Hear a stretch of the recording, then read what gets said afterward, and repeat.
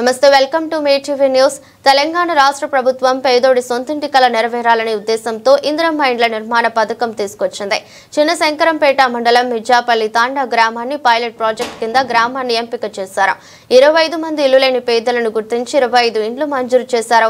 దీంతో 15 మంది లబ్ధారులు ఇందిరమ్మ ఇళ్ల నిర్మాణం చేపట్టారు. ప్రభుత్వం 5 లక్షలు అందిస్తుండటంతో మరో 1,50,000 రూపాయలు అదనంగా ఇస్తే ఇల్లు నిర్మించిస్తానని జార్ఖండ్ కు చెందిన మహమ్మద్ అబ్దుల్ యానస్ లబ్ధారులకు సూచించడంతో వారు అతనిని నమ్మి అతనికి పని అప్పగించారు.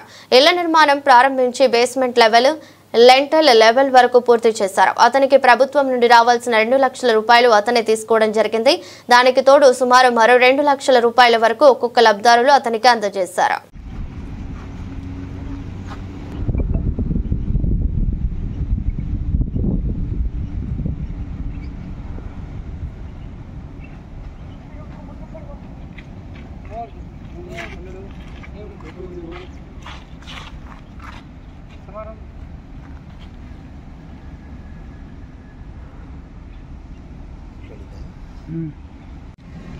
మేము మిర్జాపల్లి తాండా వాసులు.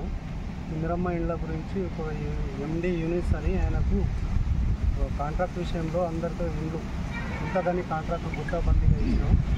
అందులో రెంటల్ లెవెల్, బేస్మెంట్ లెవెల్ అందరికీ పనులు చేసి ఆ తర్వాత సెకండ్ బిల్ వచ్చిన తర్వాత మనిషికి 1,00,000 అది ఆయన తీసుకొని ప్రైవేట్గా కూడా కొందరు ఇంటి నుంచి కూలీ చేసి నాలి చేసి వాళ్ళు డబ్బులు కూడా కొందరు లక్షల నుంచి 2 లక్షల వరకు ఈ గవర్నమెంట్ ఇచ్చిన 2 లక్షల రూపాయలు ప్రతి ఒక్కరికి 4 లక్షలు తీసుకొని 1 లక్ష వరకు కూడా పని చేయకుండా ఆయన ఎస్కేప్ అయ్యింది. ఎందుకు మాకు కొద్దిగా న్యాయం చేయగలరని మనం ఇంద్రమానుల గురించి బిల్లు రాగానే రెండో విడత వచ్చినా కూడా ఆయనకే ఇచ్చినాము. ఆ తర్వాత కొన్ని ప్రైవేట్ పైసలు ఇల్లు నుంచి జమ చేసుకున్న పైసలు కూడా ఆయనకే ఇచ్చినాం. ఈ ఏయంగా కూడా ఈ మొత్తం తీసుకొని డబ్బులని పోగు చేసుకొని మాకు అందరికి 25 ఇండ్లు ఇచ్చిన 25 ఇండ్లలో 15 ఇండ్లు శాంక్షన్ అయిన 15 ఇండ్లకు కట్టుతుండగా 15 ఇండ్లకు 15 లక్షలు రెండోసార్లు లక్ష ఫస్ట్ 1,00,000 రూపాయలు, ఆ తర్వాత 1,00,000 రూపాయలు అది ఆయనకైతే ఇచ్చిన నడిపిస్తున్నది. అదే ఆశకు ఇచ్చిరు. మా తెలియని వాళ్ళు అందరూ ఇచ్చిరు అని పెట్టి ఆయన మొత్తం మధ్యలో కలిపి పని ఇడిసబెట్టి ఎస్కేప్ అయ్యిండు. దాని గురించి ఇప్పుడు పోలీస్ స్టేషన్లో కంప్లైంట్ కూడా ఇచ్చాము. ఇందు గురించి న్యాయం చేయగలరని